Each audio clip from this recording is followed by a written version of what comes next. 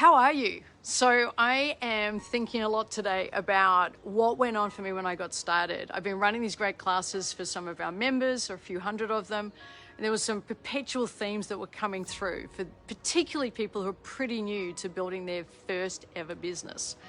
And one question that seems to perennially come up is, I wish I had more support. Did you have much support when you started out?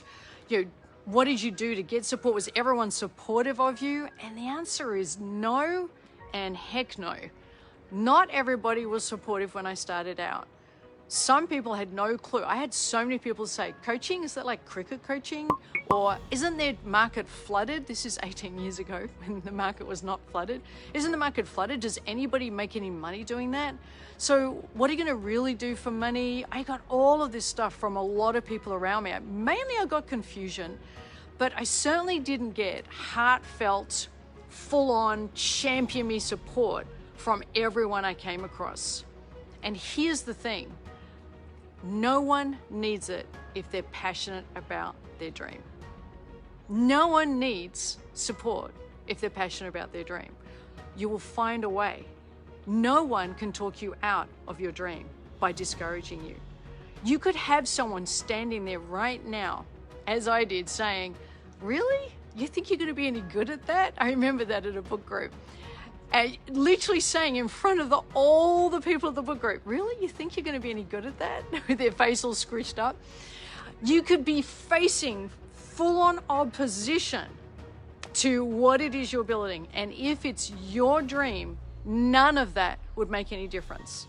When I get really carried away, this is what I say. People could be throwing rotten tomatoes at you as you speak about your passion, and it should not in any way turn down the dial on how you feel about your dream, because it's your dream to own and protect and nurture and to grow. It is not theirs.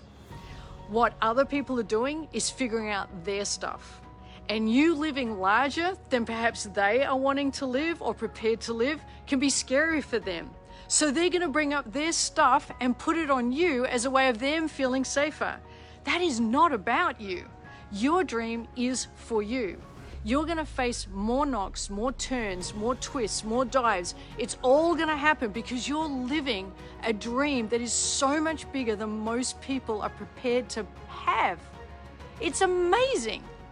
So never, ever, ever diminish your dream because you don't have masses of support and approval around you. In fact, if you have masses of support and approval around you, I don't think you're thinking big enough, and I don't believe your dream is big enough. People can't get behind a vision that is unique to you. You get behind the vision that's unique for you. This is your dream, it's your life. You go for it.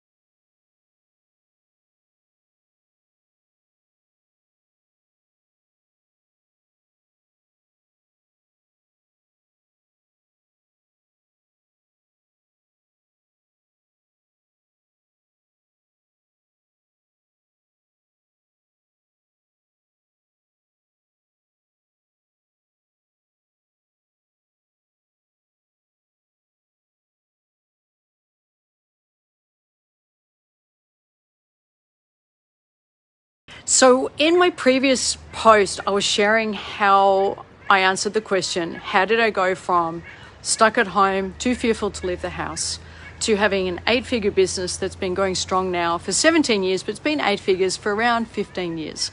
That's a long time in the coaching and personal development space, and we're really proud of it. But it wasn't like that in the beginning, and we all have to start somewhere. So for me, as I said in the previous video, I started with small steps. I got some reference points for what works. The next thing I did was decide, this probably sounds so counterintuitive given that I am a professional coach and coach trainer, but I literally gave up waiting to believe in myself. I literally let go of any notion that I would do anything based on me having the confidence to do it. Because I kept waiting to have the confidence. I'll do that when I feel more confident. I'll do that when I feel less afraid. I'll do that when I'm braver. I'll do that once I've healed some stuff. I'll do it when I'm gonna do it when. So I wouldn't act because I always had a reason not to act because I never had the confidence. Here's the thing, I was never going to get the confidence waiting for the confidence. One of the things I now say is confidence isn't getting mailed to us. Pigeons are not delivering it. It's never coming by express. It's something we must earn. And I didn't know how to earn it. I just didn't. I couldn't do it through being brave, which they say the best way to have the courage is to put fear with action equals courage. That's great, except I didn't even know how to act. That's how fearful I was and how stuck I was. So this is what I did. I surrendered any notion that I was competent, any notion at all.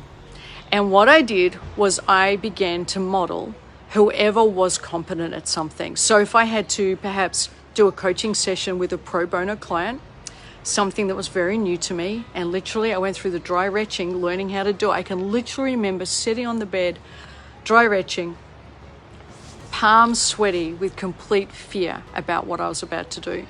But instead of trying to trust myself to be enough, I trusted the system to be enough. This sounds, I know, for some of you so basic, but for me, who was so fearful and so stuck, I needed it. I really needed something to count on that wasn't me. So I would study a coaching session and how someone opened a session, and I would literally do that. It was a practice session, and they knew I was with my L plates well and truly, and I would practice that. And as I learned that worked and received positive feedback, I would install that in me through repetition, and it would become mine. And I began to do that for more and more and more and more complex things.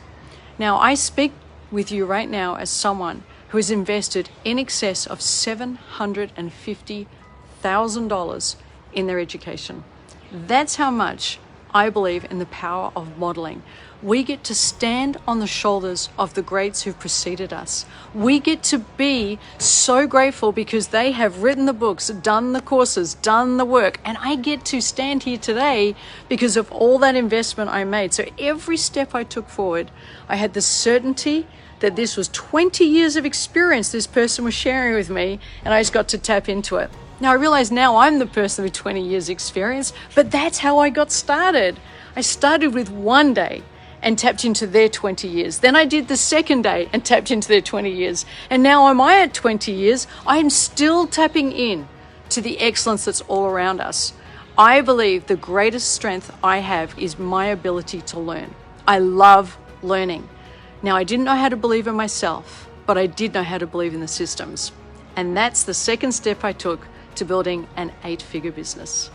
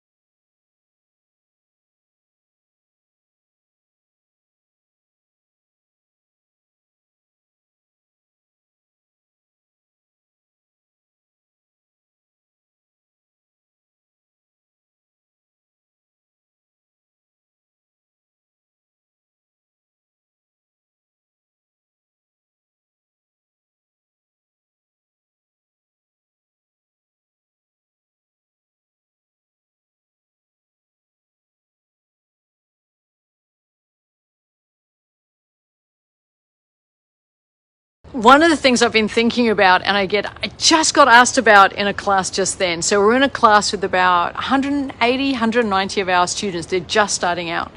And the question came when they heard about how hard I worked when I first started, how did you not burn out? Or how did you take care of yourself? So let me paint a picture of what my first 2 years looked like. I did not have a, inverted commas, side hustle. What I was doing was building this business to scale full time. I worked 7 days a week for 2 years. I skipped a Christmas. Do you remember this? Okay. I skipped a Christmas. I'm talking to my husband who's back there giving me the timing cues. I skipped a Christmas to work all morning, unapologetically. And you might hear that and go, that's crazy. You know I should work that hard. If you have to work that hard, I don't want to do it. Great. But for me, I wanted to build leveraged income from assets that did not involve me. To do that, I had to make enough money to have money to invest in those assets. To make enough money, I had to build my business big enough and successful enough that there was the cash flow coming in. To build it, I really had to work because my plan was a 12-year plan by which at the end of it, I'd want to be living my ideal average day. And my ideal average day is doing what I want to do with who I want to do it in a way that I love, that allows stacks of time for freedom, for play, for hanging out with my husband, for spending time in cafes, to having intriguing conversations, diving deep with friends, reading, studying, writing. That's my ideal day. I love it. I love hiking. I love adventures. Off the charts, they're my dream. Well, to get to my dream, I made the decision to go hard for 2 years. And that's how the question came about. How did you take care of yourself, Remi? Why didn't you burn out? Or how did you prevent burnout? And this is my answer. I could never, ever have burnt out doing what I love and fulfilling my truest self and building a business that was helping me live my ideal day. It never even occurred to me to think in terms of burnout.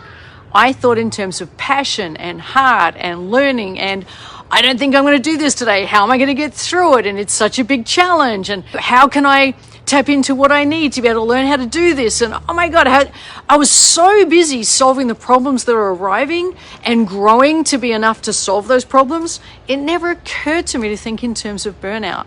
I was filled with such blazing passion for this vision of who I was becoming and what it would take to achieve it. Keep in mind, I started a long way back. I was someone who was stuck at home before all of this, did not have the courage to leave their house, was pretty sure their life had no purpose. So for me to have the opportunity to build this dream life in a 12-year period, it's like, man, that sounds amazing. I'm not going to get overwhelmed or burnt out doing that. I'm going to love it. So for those of you who are not that interested in inverted commas as side hustle, but want to go all in on how to build their very best lives, never, ever apologize for working your butt off. Never compromise that. If it's you and this resonates with you, more power to you. It isn't about burnout. It isn't about taking care of yourself for you, because taking care of yourself is built into your choices.